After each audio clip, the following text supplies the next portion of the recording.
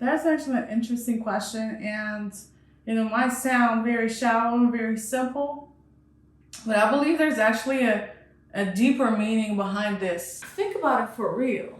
Everybody wants to play, but nobody wants to put in the work. We all love to use the system, to get things, get what we want. We're always going after what we want, but we don't want the system being used on us.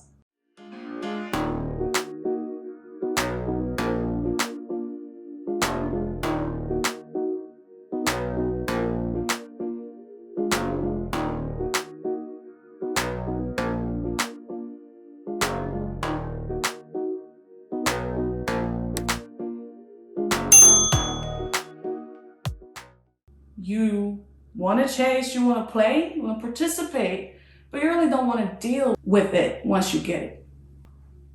Yeah, think about it that way. I think that's it. I wouldn't say this is my favorite childhood memory because I have like so many, but it's one of the most memorable things. I remember my trip to Egypt. We went to Egypt, me and my father, my mother, my sister. And we're on a boat going to the coral reef because we wanted to scuba dive there. And the whole time, the whole way there, like 2 hours, 3 hours, my father is just talking crap to me the whole time. He's playing though. He's not mean or anything. He's making fun of me. I'm a teenager, early teen at that time, so I'm very sensitive. So he's talking crap to me the whole time. It's like, you're gonna be so scared. You gonna, pee your pants. You're not gonna be able to scuba dive. You're gonna be scared. You're gonna cry. He's talking all that trash the whole time, like 2 hours straight.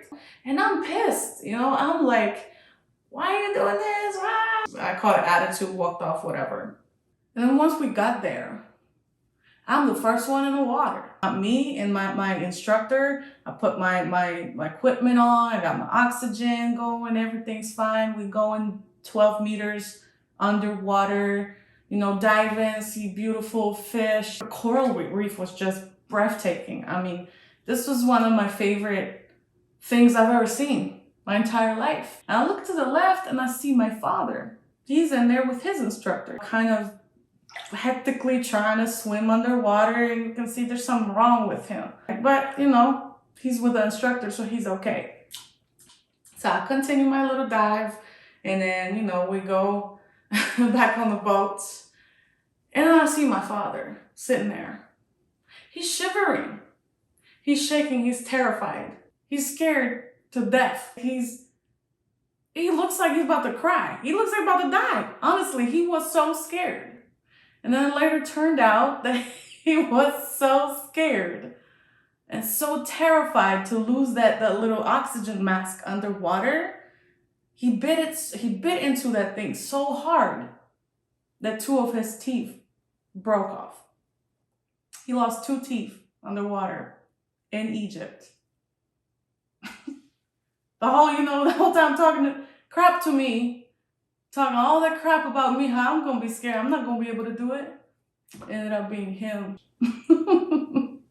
That is a good question. I know a lot of people assume that that's the case for a lot of content creators like myself, but it did the exact opposite. It did not turn me off at all. What it did do is help me understand and see that everybody's different and that there isn't a specific guide to how to be intimate with a person. There isn't a manual. All we ever did really was, look at magazines and look at, DVDs and videos and try to learn some stuff from there and learn stuff from what other people are saying. But being intimate with a person and just talking about it was more of like a taboo thing. And it still kind of is to this day, especially in the vanilla world. And that is why oftentimes we can't really satisfy each other. Now, what this job did for me is allow me to understand and accept that everybody's different. And everybody in a situation being intimate deserves to be treated individually. So Being able to communicate with the person is so important, and it's gonna open you up for so many different amazing things that you didn't even know existed. But to answer your question, no, it really did not turn me off at all. It just expanded my knowledge and expanded my point of view, my understanding of how things should be done when it comes to being intimate. I think the answer to this question is actually obvious, but to answer the question, I used to hate the fact that I was bigger than other people. I was curvy. I've always been curvy. I was curvy as a kid. I always had thighs, curves, and I was bullied for it. I used to hate it. I used to cover up so much. I only wore black clothes and just wanted to fit in and not draw attention. Not only did I learn how to love my body and how to accept myself, but on top of that, I took something that I hated and turned it into a money-making machine. I made a lot of money using my body, showing my body, being confident in my body, embracing my body. Made a lot of money doing that. So not only did I learn to love it, but I also turned it into a career. That's how much I embraced it. So that is number one thing that I used to hate and I now love.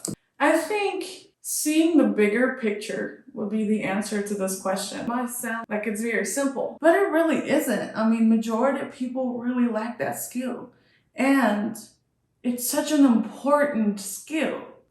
If you want to be successful and if you want to get to where you want to be in life, you must be able to see the bigger picture. I remember this situation where somebody was offering me, I don't know, it was like a shoot or something. I don't know exactly what it was, but they were paying like $200 for it, nothing crazy. Okay, I remember what it was. It was a erotic shoot, erotic photo shoot.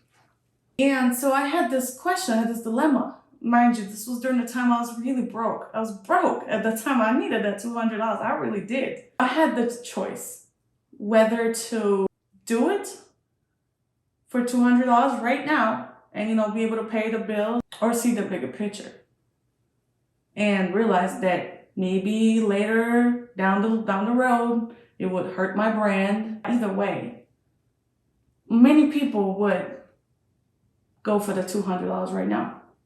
And the whole point is to be able to analyze everything and really make the educated decision.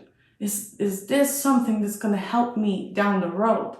If it's not something that's going to help you down the road, then you probably don't need to do it. So I try to teach my coaching girls about this because that is a very, very important skill that many people lack.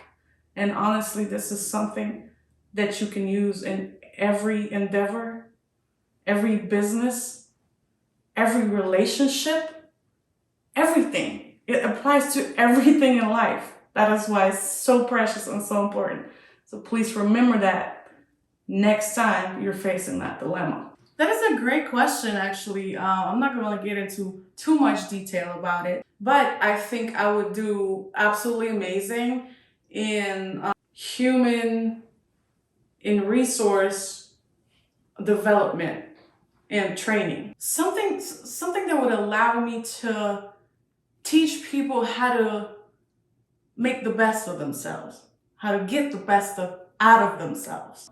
I think I'll do really great at that. I feel like most people would answer like, fancy cars and nice house and all that and like expensive purse. Or I do have a nice house. I bought a new house. I have nice cars. I have nice stuff, and I have all that stuff. But something that really reminds me that I made it and that I've come so far, but yet I still have so much more to learn and achieve, is the fact that I was able to build a studio in my house and build a custom office in my house and a streaming streaming or gaming room in my house, apart from other rooms. But these three, whenever I walk around my house, I see those three rooms, those three spaces that I created for myself. I'm like, man, this is beautiful. I'm exactly where I need to be. I'm doing what I love, and I'm creating these gorgeous spaces for myself to be able to do my job. And it just feels wonderful, and I love seeing that. A lot of people like my eyes. I love my eyes.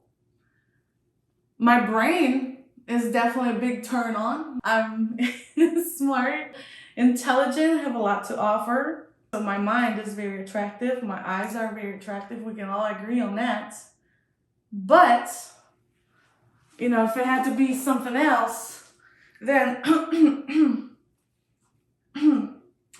hint, hint, I am pretty well balanced, wouldn't you say?